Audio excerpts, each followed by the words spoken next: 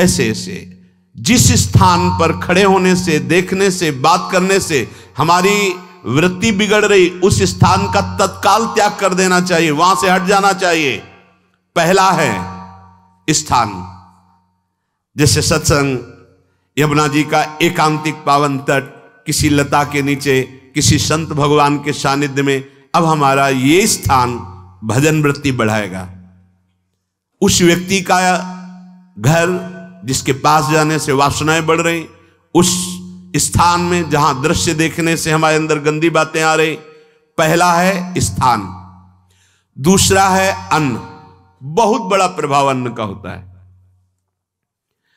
अगर अधर्म के द्वारा कमाया हुआ अन्न है तो बुद्धि अधर्म में ही लगेगी।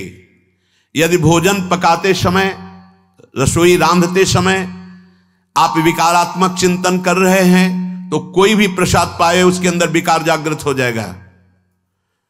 अन्न का बहुत बड़ा प्रभाव पड़ता है। एक बार पूज्य पाद उड़िया बाबा जी महाराज अपने परिकर के साथ भ्रमण में थे तो किसी बड़े धनी मानी ने निमंत्रण दिया, महाराज आज यहीं रुको। तो बाबा ने कहा हम लोग गांव के अंदर नहीं रुकते। तो बाहर कोई वृक्षों का समुदाय, जंगल जैसा, तो उसमें वहां रुके, पर भोजन उनकी तरफ से, भोजन सबने पाया। जब सुबह हुआ तो महात्मा जन, साधक जन एक दूसरे की तरफ देखे और बोले आज तो हमको बड़ा दोष हुआ, गंदा स्वप्न आया और हमारा संयम बिगड़ गया। बोले ये तो हमको भी हुआ, जितने थे सबको हुआ। उड़िया बाबा के समीप गए। बाबा ने कहा अच्छा ऐसा हुआ, ये तो अन्न दोष है, बुलाओ सन्न पवाने वाले को, फिर चलेंगे। बुलाया और बाबा ने कहा बिल्कुल सत्य बोलना, नहीं तो आप जानते हो इतने महात्माओं के संयम को आपने भ्रष्ट कर दिया, सत्य बोलना क्या बात थी। तो उनका महाराज संतान नहीं हो रही थी, सुना था आप बहुत सिद्ध महापुरुष हैं तो आपके परिकर को इसीलिए पवाया। अंदर काम भाव था कि हमारे कामना थी कि संतान उत्पन्न हो, वैसे चिंतन करते हुए बनाया ऐसे। बोले सबका संयम नष्ट कर दिया। होश में, नरक जाने वाली बात मत सोचो। अरे संतों को पवाओ जैसे अपने पुत्र को पवाते हैं, ऐसी भावना करनी चाहिए। आज हो भाग्य तो परिणाम खुद मंगल में निकलेगा। काम भाव से युक्त होकर क्यों बनाया, सब संतों के अंदर विकार पैदा कर दिया। अन्न का प्रभाव पड़ता है। हम जैसा अन्न पाते हैं वैसा, कई बार सुनाया है। सिद्ध महापुरुष पूज्य प्रातः स्मरण श्री बलराम दास जी महाराज झाड़ू मंडल के, यमुना के पावन तट पर ही है, रासमंडल के पास ही, वो अपने एक लता के नीचे बैठे हुए भगवत चिंतन कर रहे थे। अचानक यमुना जिस नजदीक है तो कोई माई स्नान किए हुए निकली तो नेत्रों ने देखा और विकार उत्पन्न हो गया। वयोवृद्ध सिद्ध महापुरुष, उन्होंने कहा आप तो इस शरीर को नष्ट कर दूंगा। शिष्यों ने कहा महाराज ऐसा क्यों? बोले किसी माता के शरीर को देखकर हमारे अंदर विकार क्यों आ गया? ऐसा नहीं, आज तक कभी नहीं हुआ, ऐसा क्यों हुआ? उनका महाराज आपस में सब शिष्यों ने कि कुछ ना कुछ तो खान पान में गड़बड़ी हो गई तभी ऐसा हुआ। बाबा आज परिक्रमा करते हैं वृंदावन की, बाद में आप जो आदेश करेंगे जैसा करेंगे, पहले परिक्रमा। वृंदावन की परिक्रमा का बहुत बड़ा प्रभाव। जब कभी मन आपका ऐसा विक्षिप्त हो, परेशान हो, तत्काल परिक्रमा प्रारंभ कर देना नाम जप करते हुए। आप देखना परिक्रमा पूरी होते होते शांति हो जाएगी। बाबा ने खूब नाम कीर्तन करते हुए शिष्यों के साथ परिक्रमा दी, मन का विकार शांत हो गया। उनका ऐसा कैसे हो सकता है कि हमारे अंदर विकार आ गया? ये बड़ी सूक्ष्मता का विषय है। कल प्रसाद कहां से आया था? तो उस समय लाडले गोविंद देव जी महाराज यहीं विराजमान थे वृंदावन में। बोले तो ठाकुर गोविंद देव जी का प्रसाद आया था। लकुट उठाई, गए वो तो भगवत स्वरूप तस्मित तज्जने भेदा भावात। भगवान और भगवान के ऐसे जनों में भेद नहीं होता, वो भगवत स्वरूप होते हैं। गए और कहा बताओ आपका प्रसाद न पावे तो अपराध लगे कि प्रसाद नहीं पाया, और प्रसाद पावे तो हमारे अंदर काम जागृत हो जाए, हम तो मरे ना दोनों तरफ से। तो ठाकुर जी बात कर रहे थे, दूसरों को नहीं सुनाई दे रहा था। कह रहे थे कि देखो नाराज मत हो, कलकत्ता की वैश्या थी, उसने भोग लगाया, अब उसने भोग लगाया तो हमने चख पाया। तो आपको प्रसाद का किनका लेना चाहिए? किसने कहा था कि पूरा प्रसाद पाइए? जरा किनका ले लेते हो, मधुकर ही पाते। हाँ ये बात आपकी मान, तो हमारा तो पूरा विश्व है, कोई भी भोग लगाएगा हम तो पाएंगे। और हमारे प्रसाद की निष्ठा आप सबके हृदय में, तो किनका लीजिए, पूरा मत पाइए। सोचिए, भगवद अर्पित प्रसाद और वृत्ति, भगवान ने आदेश किया किनका पाओ, मां धोकरी मांग के खाओ। यहां वर्णन कर रहे, यदि हम अन्न थोड़ा भी हमारे अंदर दूषित चला गया, तो जब कभी ऐसी विकार की भावना हो, आपके अंदर विकार बन रहा है, तो खोजिए। आपने कोई दृश्य देखा है, आपने किसी से बात की है, आपने कोई ऐसा संकल्प बनाया, नहीं, तो फिर भोजन दोष आ गया। अब आज उपवास कर दो, जब तक वो वृत्ति न नष्ट हो तब तक कुछ मत पाना, जल से काम चलाना, तो एक दिन एक पहर अपने आप शांत हो जाएगा।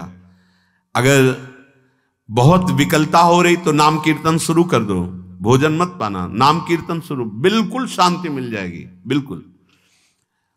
और ये तो उदाहरण महापुरुष इसलिए देते कि हम सावधान रहें। हमारे अच्छे भाव या बुरे भाव में ये 10 बातें बहुत प्रभाव डालती हैं। पहला स्थान, दूसरा अन्न, और तीसरा जल।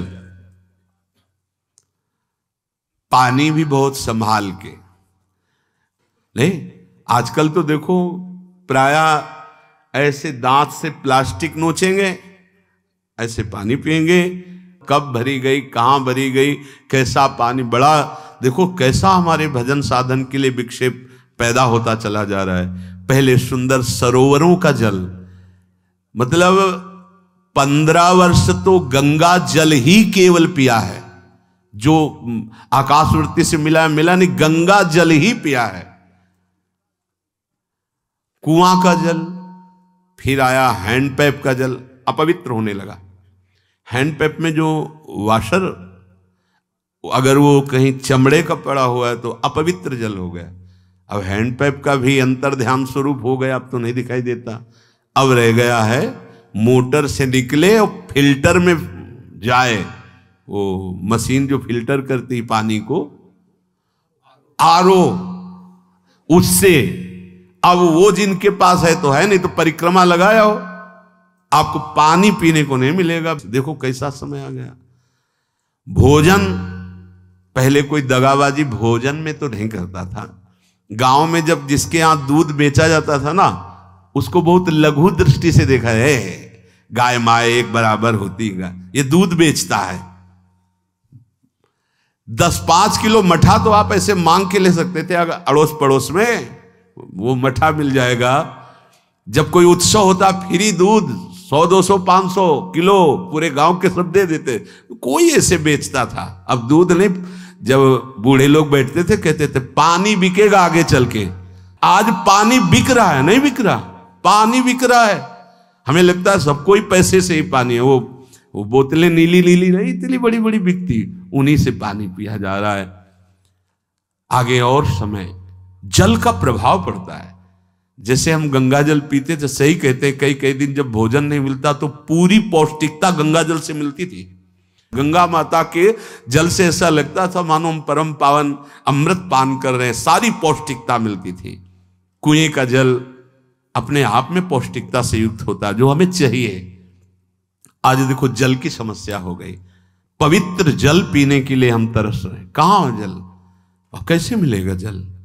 या तो आप पैसे वाले हो तो आप खरीद करके पीजिए, नहीं तो अब वो जल नहीं रह गया कि कुएं से निकाला पी लिया या सरोवर से पी लिया, या कैसा दुर्भाग्य है।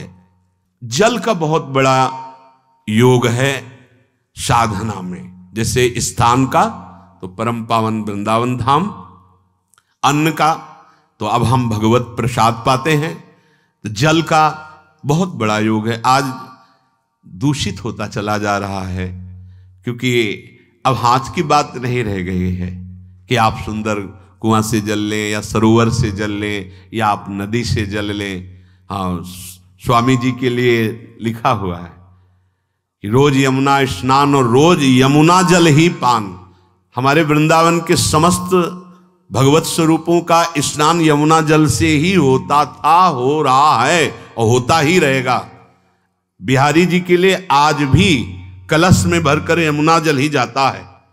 तो वो कपड़ा से ऐसे ढक के जब हम 2 बजे परिक्रमा देते थे तो एक महाभागवत है, वो किसी को छूते नहीं, दूर से कहते छूना मत, बिहारी जी के लिए जल जा रहा है, स्नान के लिए बिहारी जी का। फिर चौथा है आपका परिकर, जहां पर रह रहे हैं वो समुदाय, चाहे परिवार हो या आप समुदाय, वो कैसा है, रजोगुणी है, तमोगुणी है, सतोगुणी है या त्रिगुणातीत भागवतिक है, उसका प्रभाव पड़ेगा। पांचवा है आपका पड़ोस, आसपास वाले घर, जैसा है वैसा प्रभाव पड़ेगा आपके ऊपर। पड़ोस निंदनीय है तो बंधन से युक्त होना पड़ेगा। लंका के पड़ोस में रहने के कारण अगाध महिमा वाले समुद्र को बांध दिया गया, रघुनाथ जी ने पुल बांधा और दंड देने के लिए तैयार हो गए थे सरकार, अग्निबाण संधान कर लिया था, पड़ोस के कारण ही तो ना, पड़ोसी रावण था, इसीलिए आस पड़ोस का बड़ा प्रभाव पड़ता है। फिर अगला है दृश्य, इस पे बहुत सावधानी की जरूरत है। ये मोबाइल भगवान चल गए हैं, बहुत विस्तार से चल गए हैं, अब कोई छोटा मोबाइल रखना नहीं चाहता, सब वो स्क्रीन वाला रखना चाहते, टच मोबाइल। दृश्य से बचो, बच्चों, जवानों, बूढ़ों, सबकी वृत्ति जो माया आकर्षित करती, जो दृश्य हम देखने के लिए अंदर से उल्लसित है, वो मोबाइल में सब है, चाहे भागवतिक और चाहे सांसारिक। तो भाई देख लो, गुण दोष में संसार है, अगर आप दोष ग्रहण करना चाहते हो तो दोष ले लो, गुण तो गुण। बहुत बहुत खतरनाक विषय है और बहुत लाभदायक विषय है। किसी संत की वाणी एक बार समझ में नहीं आई, अगर हम 10 बार सुने तो समझ में आ जाएगी, ये लाभदायक है। कभी कोई किसी से बात करनी, पहले जाए तो पोस्ट कार्ड चलते थे, एक कार्ड, वो 15 पैसे का इतना बड़ा वाला आता था, 25 पैसे का बंद वाला लिफाफे में आता था, नीले नीले कागज का 15 पैसे वाला कार्ड, उसमें चिट्ठी जाती थी महीनों में। कभी यहां 1 मिनट में अमेरिका से बात कर लो, कितनी बढ़िया बात हो गई। उसका दुरुपयोग ना करो। अब हमारी इतनी चंचल वृत्ति है कि दुरुपयोग करने के लिए उत्साह बढ़ जाता है। बोले अब सब काम हो गया है, अब एकांत सेवन कर रहे हैं, अंदर से सिटकिनी बंद और मोबाइल भगवान का संग शुरू। 2-4 मिनट सत्संग और अच्छे दृश्य देखे, फिर बगले में वहां सब होता है कि आप बस उसको ऑन कीजिए, फिर जो मनोरंजन शुरू होता है, फिर उपासक मिटिया मेट हो जाता है। ये बहुत सावधानी की बात कह रहे हैं। वैसे हमें लगता है यदि आपको इस बड़े कार्य वाले ना हो तो छोटा मोबाइल रखे तो अच्छा रहता है। तो इसलिए ये एक ऐसा कलयुग भगवान ने रचा है कि बचा पाना बड़ा मुश्किल है। इससे वृत्ति को बचाओ, जो बचा ले गया वो आगे साधना कर सकता है। बहुत सावधान बच्चों। हमें लगता है यदि आपका मन चंचल हो, आपके शासन में ना हो, तो स्क्रीन वाला मोबाइल अपने माता पिता को दे देना चाहिए। और हम कहते रखो, छोटा वाला रखो, कभी कोई आपत्ति विपत्ति या सूचना देनी हो, बढ़िया काम करता है। जरूरी नहीं है इतना बड़ा लेके चलना। हाँ, अगर आपको बहुत राजकीय विभाग के कार्य हैं तो बात अलग है कि कौन सी सामान कहाँ कैसे, तो वहां से वीडियो भेज रहा है, वो चेक कर रहा है, यस हाँ ठीक है अब चलाओ। अपने को क्या काम है? सत्संग अगर सुनना है तो सत्संग सुनने के अलग यंत्र आते हैं, चला दो उसमें, वो इतनी बड़ी लगती है, उसमें चिप, पेन ड्राइव ऐसे लगा दो और सत्संग सुनो। जरूरी वो दृश्य वाला रखो। यहां कह रहे दृश्य, अगर गलत दृश्य देखा तो बावरे बन जाओगे और अच्छा दृश्य देखा तो भगवान के मार्ग के पथिक बनोगे। तो देखो, अच्छे दृश्य में भी दोष दर्शन की वृत्ति की गुंजाइश है। जैसे कोई लीला हो रही है, लीला के पात्र, जैसे हमारे ब्रजमंडल में रास लीला होती थी, ऐसे 12 वर्ष 13 वर्ष के लीला पात्र, सब नव किशोर जहां भाव ही बने रोते रहो। अब वहां बड़े बड़े लीला पात्र हैं, अगर हमारी भावना शासन में नहीं है तो वहां हम अंग प्रत्यंग के दर्शन से हमारी हाव भाव वहां जो हो रहा है उससे हमारी वृत्तियां बिगड़ जाएं। जब छोटे छोटे लाडली लाल परस्पर खेलते हैं तो केवल आशीर्वाद देने को, रोने का मन होता है। अगर आप लीला भी देख रहे हैं तो बहुत सावधानी की जरूरत है, क्योंकि वो चिदानंद शरीर नहीं है, पांच भौतिक शरीरों, हमारी दृष्टि पंचभूत में लगी हुई है। नाम जप करो, लीला गायन करो, फिर देखो जो लीला है, यही जीवन का परम सुख मिलेगा। सच्ची मान लीजिए। बस हम बार बार ये कहते हैं मोबाइल का सदुपयोग कीजिए, दुरुपयोग नहीं। मोबाइल बुरा नहीं, उसका प्रयोग बुरा है। दृश्य और साहित्य वैसे ही मनोवृत्तियां फिसलने वाली हैं, और जब ये आ गया कि फिसलाने में कितना लाभ है तो ऐसा कोई साहित्य और आलोचना, ऐसी कोई वार्ता ना करे जिससे हमारे अंदर गंदे भाव आवे। यदि अच्छी चर्चा करते हैं तो अच्छे भाव आते हैं। देखो अभी ऐसी कोई भावुक चर्चा होने लगे तो सबका हृदय द्रवित हो जाएगा, और गंदी चर्चा हो तो हमारा हृदय विकार युक्त हो जाएगा। और कार्य, आप जो कार्य करते हैं उसका प्रभाव आपके मन के ऊपर पड़ता है। और उपासना, आप उपासना भोगों की करते हैं या योग की करते हैं, ये 10 से भाव बनते हैं और 10 से भाव बिगड़ते हैं। स्थान, अन्न, जल, परिवार, अड़ोस पड़ोस, दृश्य, साहित्य, आलोचना, आजीविका का कार्य और उपासना। यदि ये भागवतिक हुए तो आपके अंदर भगवत भाव बढ़ेगा, और यदि ये रजोगुणी तमोगुणी हुए तो आपके अंदर आसुरी भाव बढ़ेगा। इन 10 से सावधानी पूर्वक व्यवहार होना चाहिए।